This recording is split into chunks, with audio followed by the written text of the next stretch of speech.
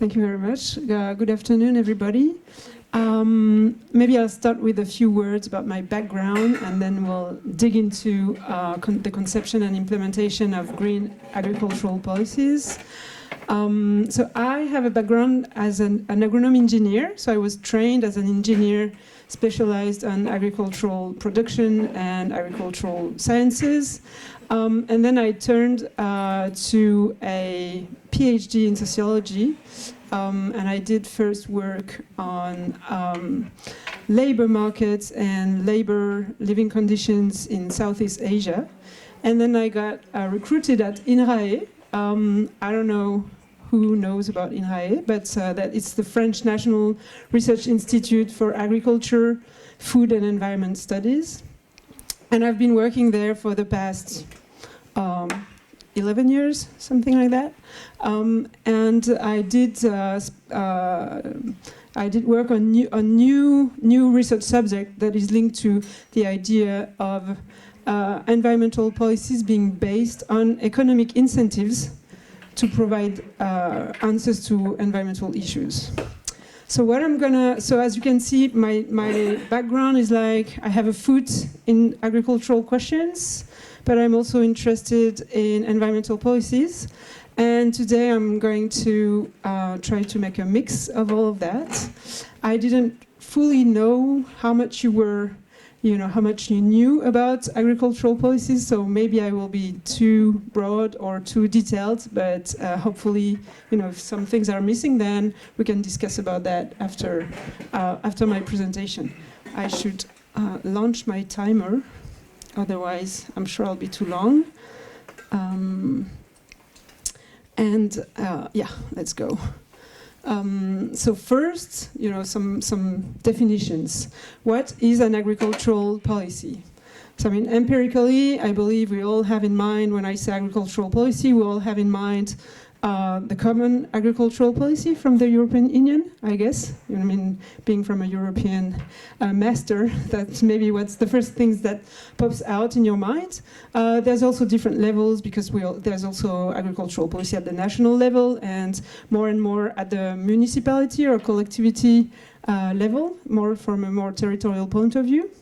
But these all embrace a set of laws, regulations, instruments, and resources that aim at driving agricultural production towards specific goals, coordinated by dedicated public regulators and agencies. So that's a very broad definition, so that we have the same ground today. But from a political theory standpoint, we can also be interested in agricultural policies as a state of power relations between different interest groups that will be pushing and trying to influence policy processes in the directions of their own corporate interests to maintain or to transform the agricultural sector. So that's the idea of looking at the conception of agricultural policies and instruments as the result of power relations between different interest groups. And these power relations give rise to different, specific orientations to policy processes and administrative bodies. And then an agricultural policy is also a set of different instruments and resources and experts and administrative bureaucrats that evolve over time. And I mean, I already gave you some examples, but having that in mind, I will bring you to the kind of history of European agricultural policy to show how they've been evolving through time, and then we'll dig into a specific study case. But why is it important to study agricultural policies and their greening? As I was telling you, I don't know how much you know about agriculture, so maybe that sounds a bit, basic, but agriculture is a key productive sector. It's the basis of modern societies, this kind of division of production, having a specialized agricultural sector that provides food to other laborers and workers, that allows for the development of secondary and third sectors. There's also a financial value of exports. France is the sixth worldwide food exporter and agricultural commodity exporter. So especially in France, it's a huge sector for that reason. And agriculture is also a new sector in terms of new opportunities, such as bioeconomy, so using biomass for non-carbonated sources of energies, for instance, or for new types of bioplastics, and so on and so forth. It's also an opportunity for nature-based solutions, so trying to answer environmental problems through the agricultural sector. And I mean, as we all know, agriculture is also an important source of environmental issues due to biodiversity erosion, greenhouse gas emissions, and the source of many pollutions. And last, I don't know if you all have that in mind, but for instance, the Common Agricultural Policy is the first budget of the European Union. It used to be 40 years ago, it was like 73% of the overall budget. Now it's been dropping to something like 25%, but it is still an important budget for the European Union. So most of what I'm going to present is about the French case and to some extent the European level case. And how should I do that?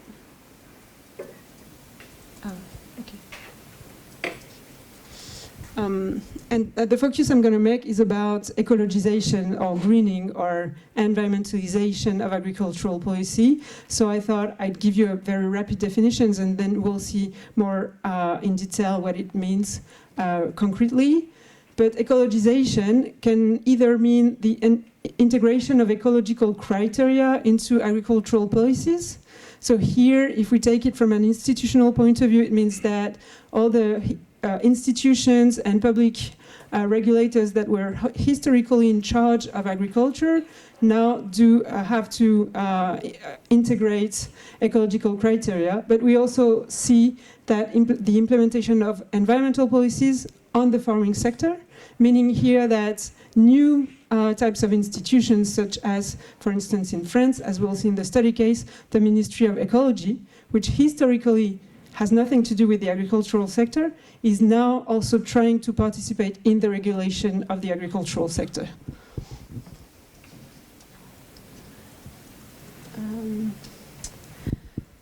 So today, my main objective, and doing that in 45 minutes is a bit tricky, but hopefully I'll manage.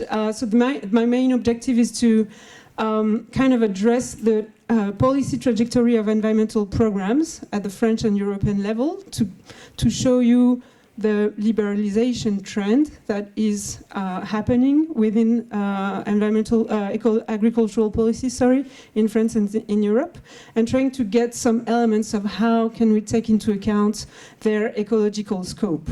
Because, I mean, maybe that's my engineering background, but I'm interested not only in what are these agricultural policies and how are they getting green, but what are the outcome of these trends and evolution in the policies. So I have I'll have two main parts in my presentation. The first one will kind of broadly trace the historical evolution of the agricultural policy starting from the 1960s. I know that's maybe too ambitious and maybe I'll be very fast, but I mean, please, sharpen your questions for the discussion. Kind of showing, how the grounds of our agricultural policies are about productivism, but how since the 1980s we're experiencing some kind of change toward more ecologization of these policies. I'll give some examples. And then we'll dig into a specific case, which is the case of the voluntary carbon market, where agricultural unions and farmers are taking part in France. And I choose this case because it's the most liberalized form of agricultural policy that I identified, and I'm interested in kind of trying to catch what it means to implement a liberal policy on the agricultural sector. So what policy supports toward sustainable production, from whom, who are the organizations and institutions involved, and what are the stakes and what are the limits of such approaches are the questions that I will try to answer today. First, so historical insights from productivism to ecologization. Just very same, I didn't know how much I had to dig into the theory, but very, very rapidly maybe. What I'm going to present today is more the outcome of my own readings and understanding of the agricultural policies in France and Europe. I did some part of it is my direct work where I investigated, but most of it is like kind of, 15 years of reading about that and my understanding of where we come from and where we go. And I'm using the tools of political history and political sociology, as I was telling you, looking at how different interest groups participate in the conception of policy decisions, different orientations and rules. But I'm also very much interested in how it's being implemented in practice, so with a more pragmatic view, stance on these agricultural policies. But then I'm taking from economics also some ideas of, what are the rationality of instruments and what is really the kind of directions that is stemming from the different type of instruments that have been implemented through time within these policies.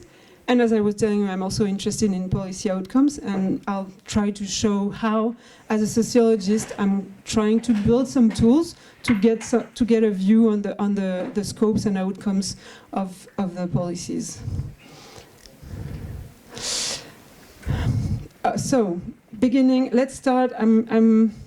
I thought I would start the history in the 1960s, even though that's kind of a arbitrary choice, but because from the let's say post-war to the 1960s, 80s, the French agricultural policy was very much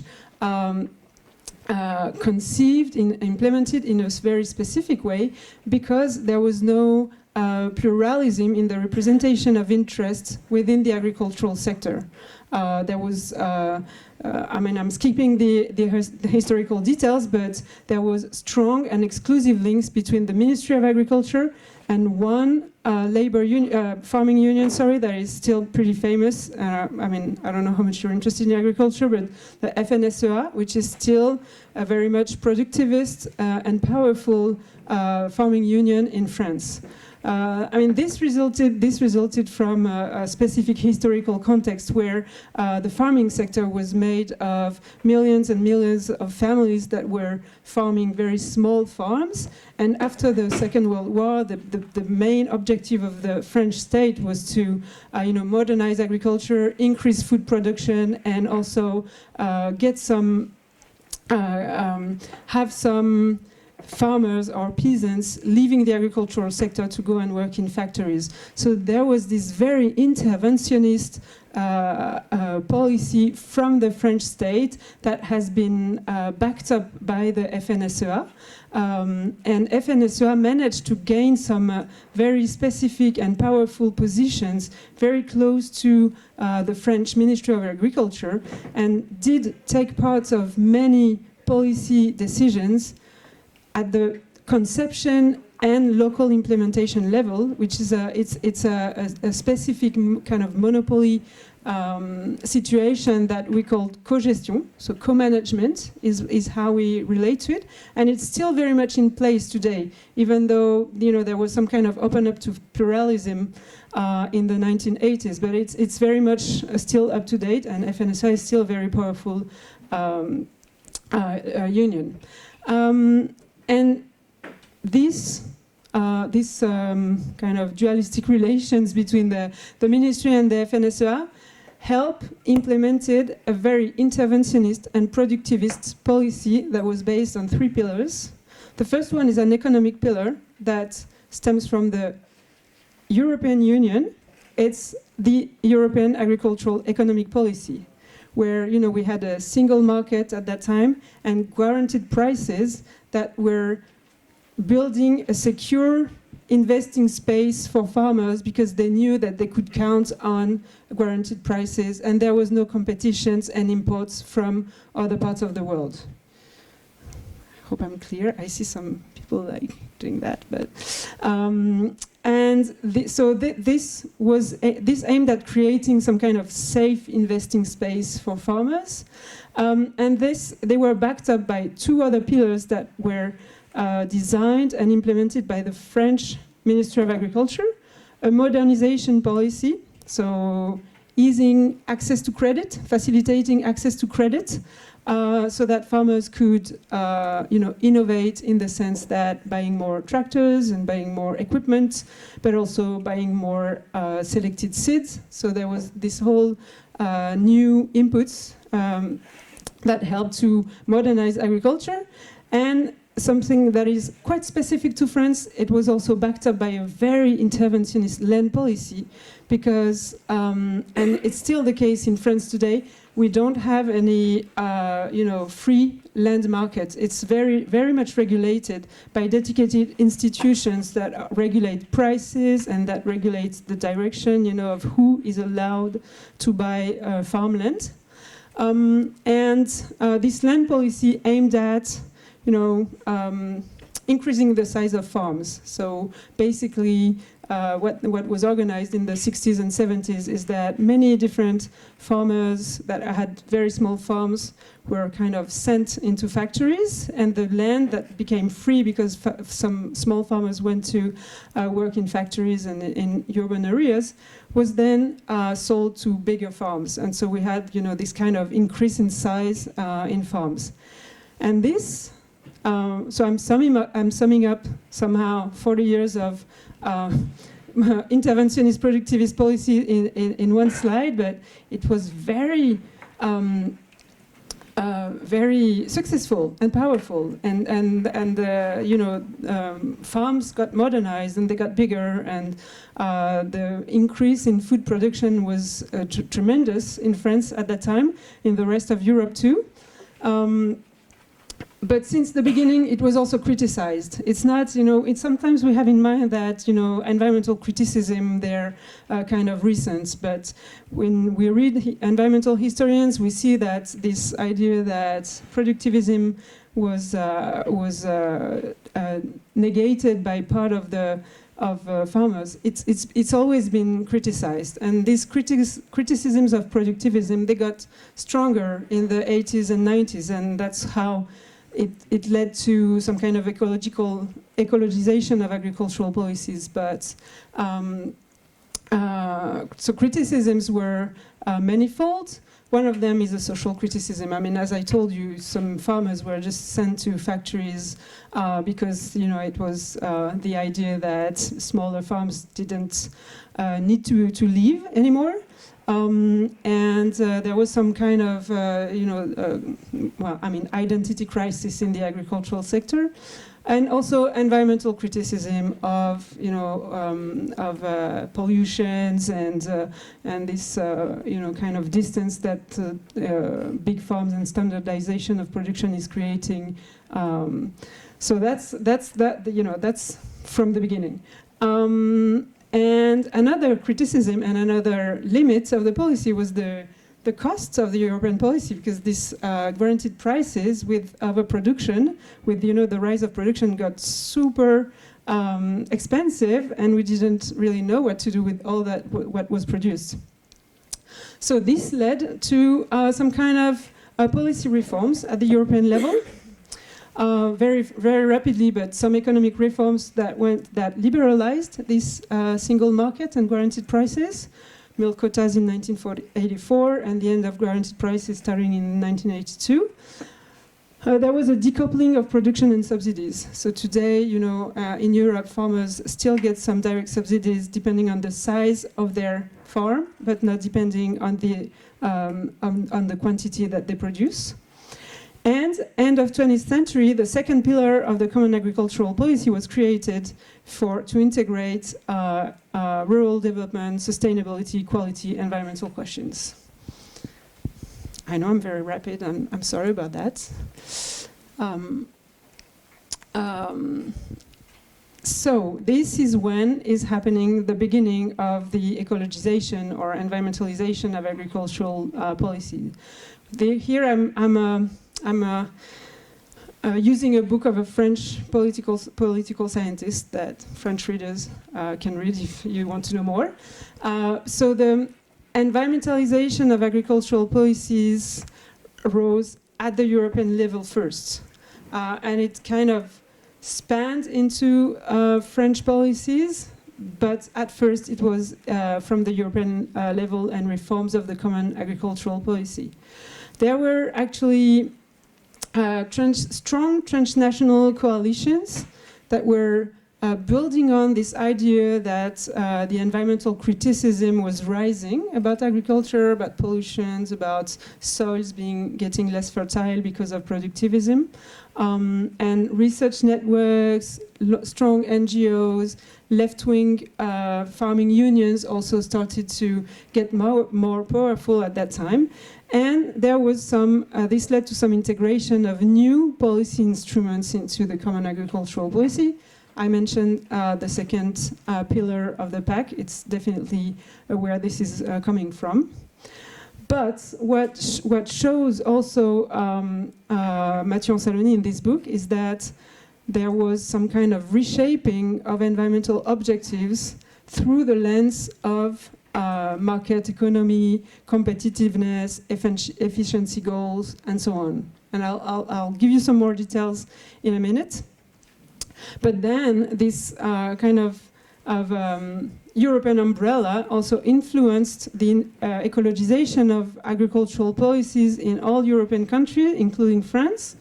And what we see in France is that there was a real influence of this European level on agriculture, on the French national regulations, but this remained kind of smooth because of still the strong role that had FNSEA in the representation of interest in France. So there was some integration of green criteria in French agricultural policies, but it remained smooth.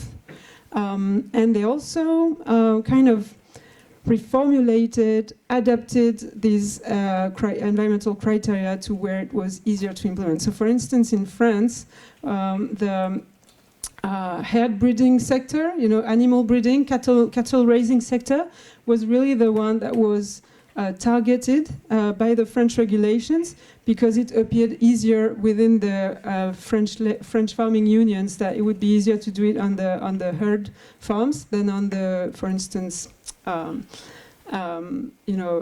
crop cultures. So we see a very slow kind of ecologization through a top-down approach, but with some kind of reformulation in the process.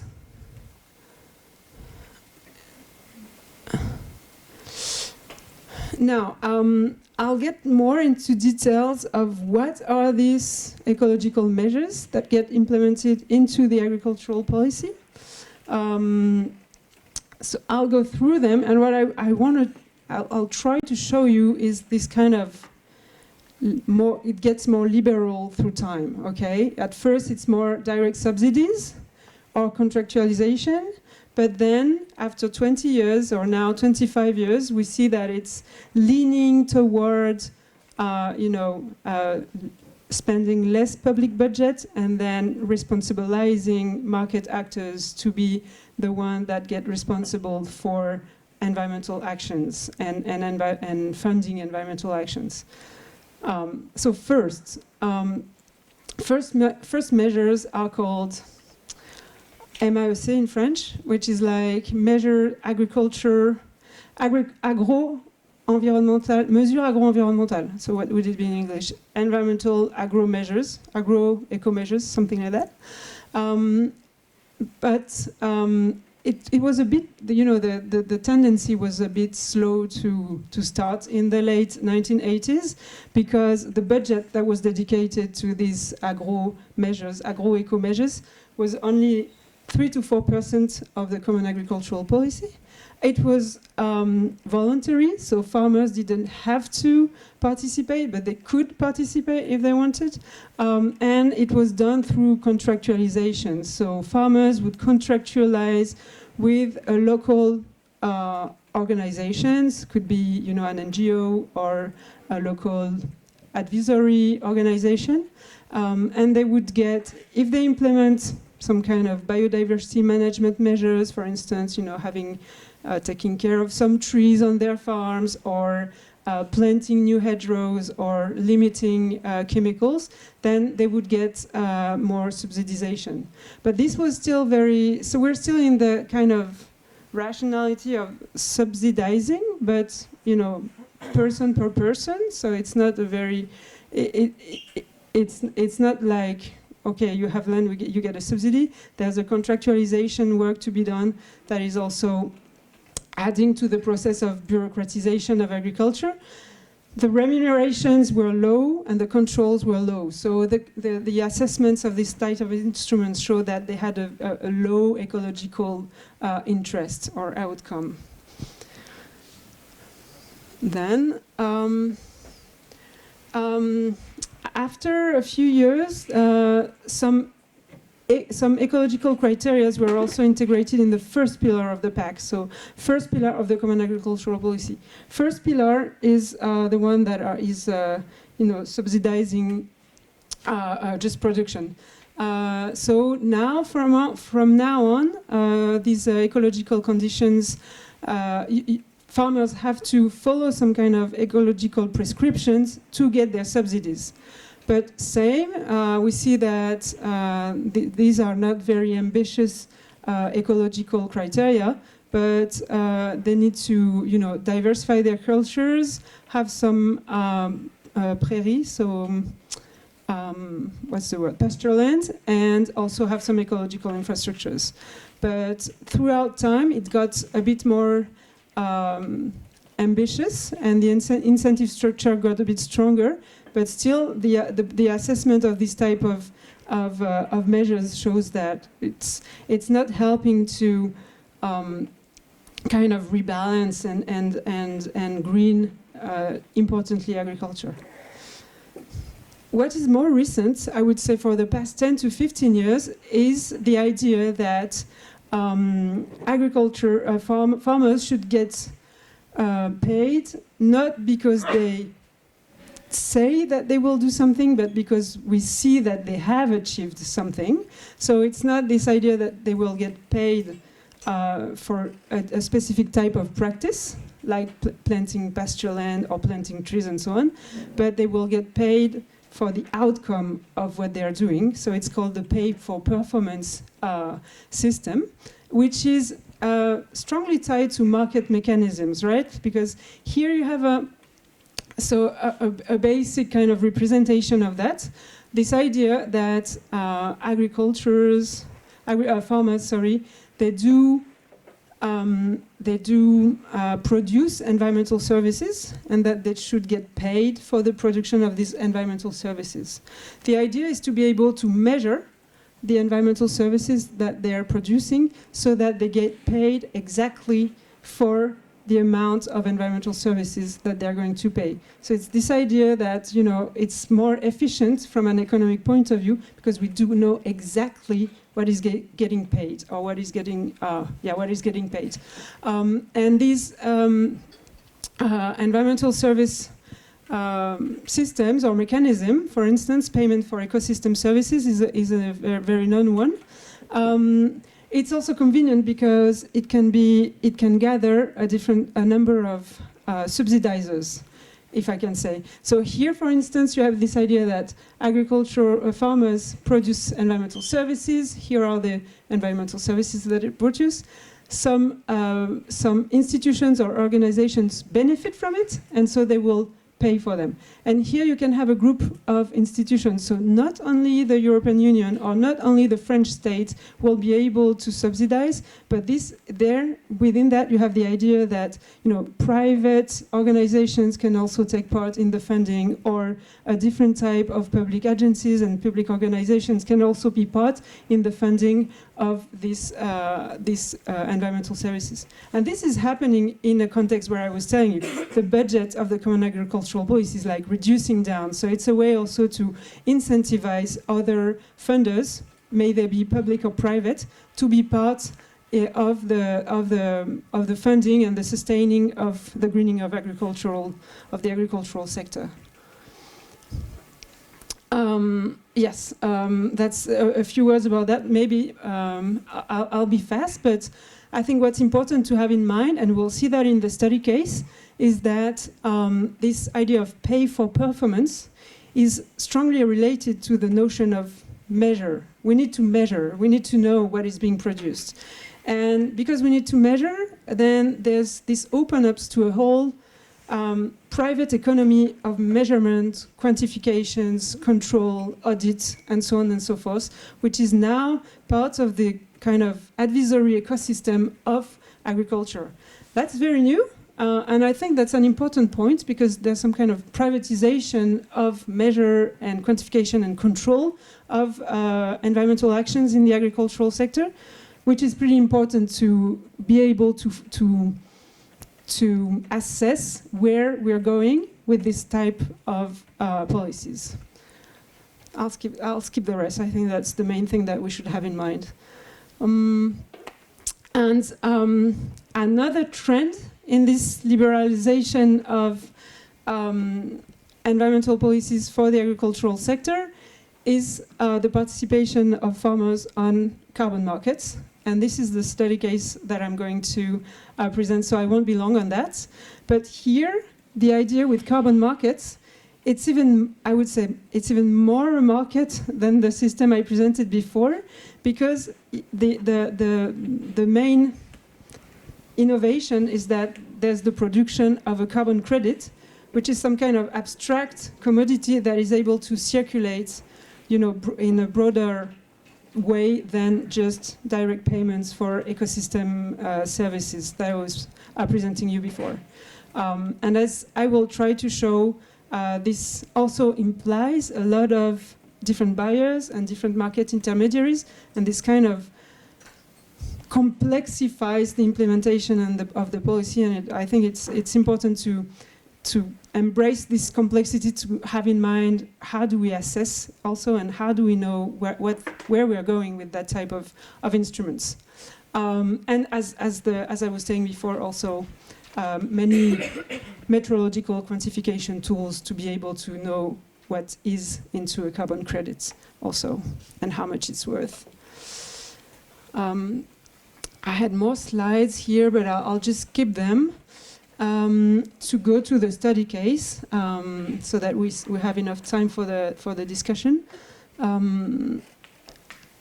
So now, so this whole kind of very fast historical trend was just also a way to kind of replace the study case into the history of agricultural policy, because I think it's important to kind of picture this liberalization trend. It's not only that we're trying to make greener policies, it's also that policies are more liberal. And this goes together, and we can't think about ecologization if we don't think about liberalization at the same time, to my mind. So the study case is a bit different. This is where I will present part of my empirical work that I'm doing on the ecologization of agricultural production. And here I will kind of mobilize tools from still political sociology, as I did before, trying to understand what actors and what interest groups are involved in the conception of the carbon market that I'm going to present, but also sociology of quantification. And here, what I mean here is that if sociology of quantification provides tools to understand how our, accountability systems, metrics, measurements are being built. So we're taking a constructivist standpoint for that, trying to see what actors are involved in the constructions of these tools and what are the institutional, economic, social, technical, scientific factors that are involved into the construction of these quantification tools, accountability systems, and so on. With this idea that if we really want to picture how these tools are getting constructed, we also need to get into the content of, you know, the scientific content of on what they're based. I don't know if that's clear, but you will see it in the study case afterwards. I'm also using the sociology of economic circuits. So I'm trying to analyze conception and implementation of a public policy following the money, following, you know, who funds what, and what does it produce, and what are the conditions for that money to circulate, and what are the goals of this money circulating. On a methodological point of view, I did some, you know, qualitative investigation, interviews, and literature, institutional literature analysis. And basically, I targeted all organizations and actors that were involved in the construction and implementation of the carbon market in France.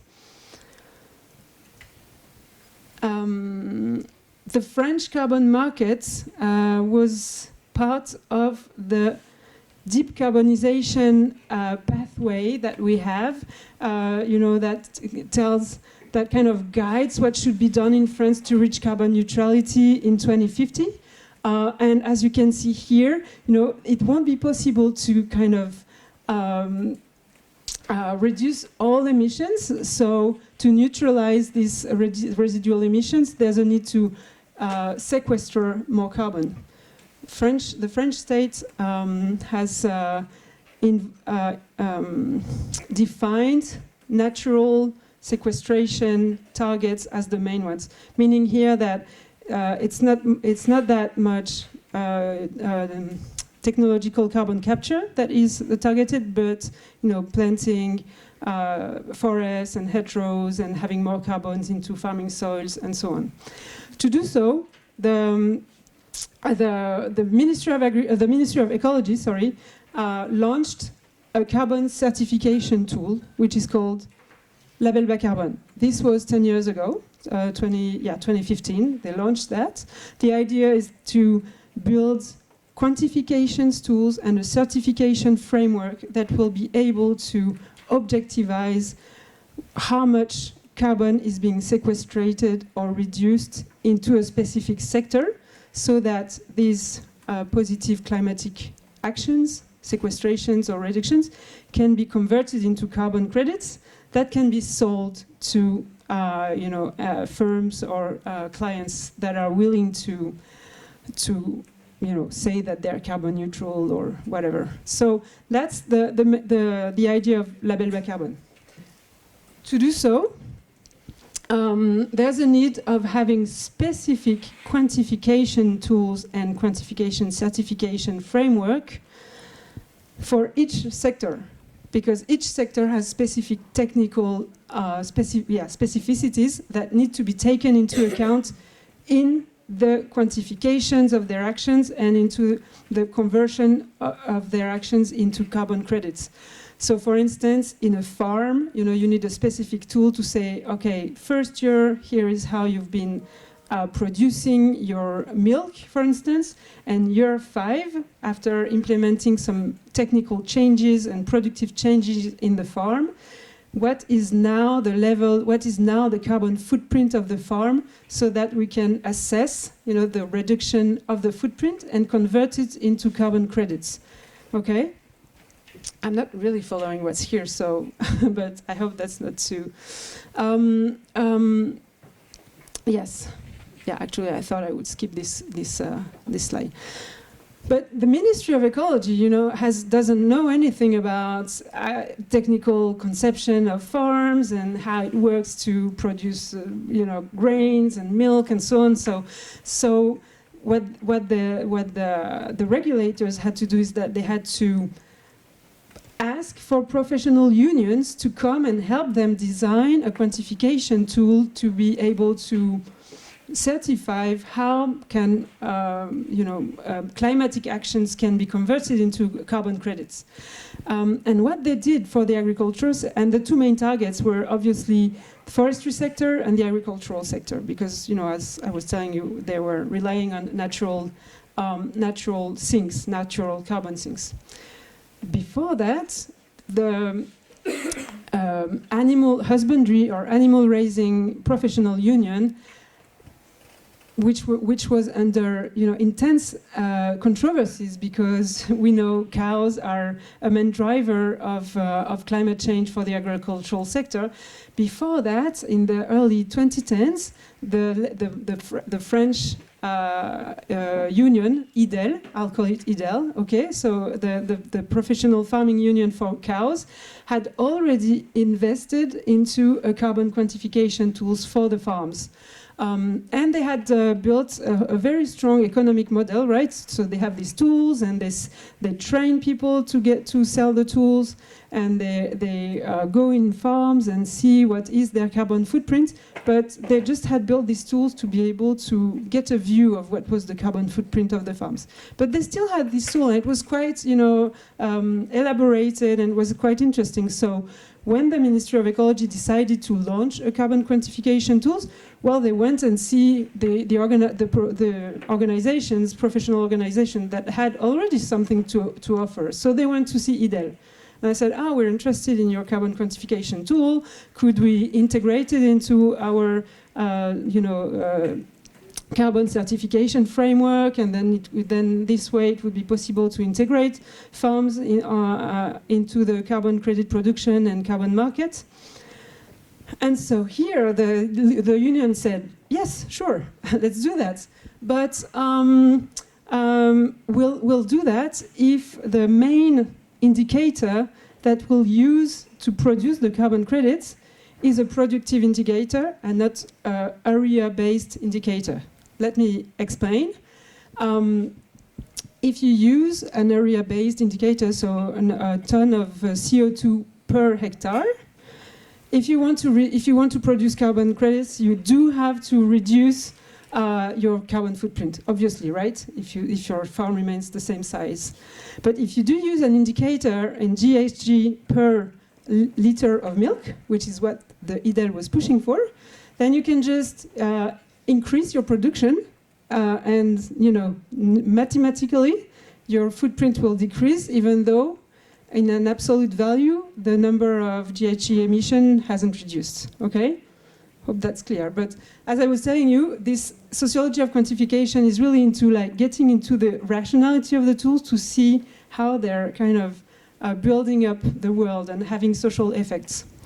And this is what happens. So now the carbon quantification tool that is being used by the Ministry of Agriculture, by the Ministry of Ecology, is very much favoring already intense farms rather than farms that already have some kind of ecological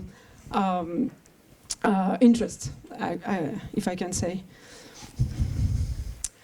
I might rush a little bit on that, but as I said, also during my study case, I went in the north of France, which is the territory or the region where the highest number of farms are being involved into the carbon market.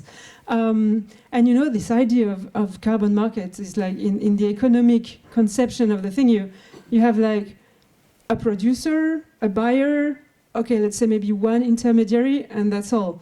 And the empirical observation is really showing that it's not it's a kind of single exchange on the market with one, but there's a whole range of intermediaries, and this ecosystem of, as I was telling you, this ecosystem of measurers that are also, needed for this market to work. So here, the buyers buy the credits, and credits go like that. But then you have this whole ecosystem that is completely, absent from the Ministry of Ecology's view on the policy, because they don't know, or they're not able to regulate them. But without them, the market wouldn't work. As I was telling you, competitions favor low-intensity carbon projects. So there's not actually most of the carbon credits that are produced within the animal raising farms in France are through intensification of the production and not through climatic, interesting climatic actions such as planting hedgerows, for instance. And And this is something also that I wanted to show you. I also retraced, as I was telling you, the economic circuits to understand the economic balance of the system. And so still, here we have the buyers and the farms, but the price of the carbon credits in France are very expensive compared to international prices. So it's about 40 euros per credit, while on the international market you can buy a carbon credit for like $6 to $10.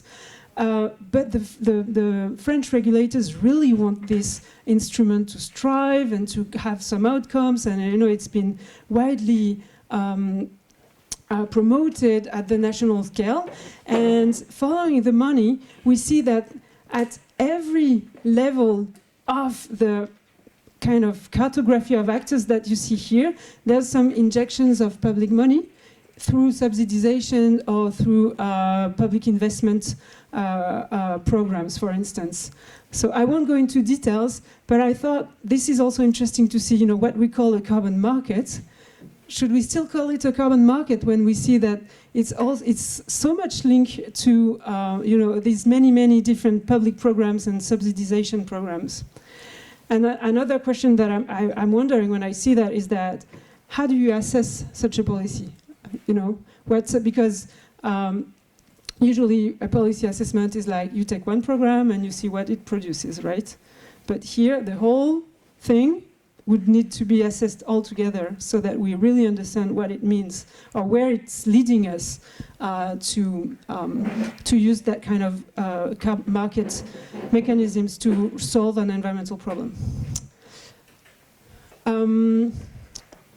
Maybe that will come into the discussion, but it's not really working. I mean, I showed you it's not, from a climatic point of view, it's not really working. From an economic point of view, it's also not really working. There's many credits that don't find their buyers. And recently, the Ministry of Ecology has started to kind of, show that we shouldn't count on this carbon market too much for the carbon neutrality strategy in France. I'll skip that too. Let me go to, I rushed, I think, yeah, okay, cool. Yes, as a conclusion, but maybe I don't be too long on the conclusion because we'll have a nice discussion afterwards, but I just, maybe main points, we're experiencing a trend in the liberalization of agricultural policies. It's being enforced also through farmers' demonstrations that are helping, skipping or what's the word? Stopping all kind of more normative instruments. But liberalization means also an increase in the number of organizations and intermediary bodies and quantifications, consultants, and so on that are involved in the policy. But we don't. The regulators are kind of blind to parts of them and their participation. Yes, maybe that's. This is where I should stop. Well, okay, I'll stop here.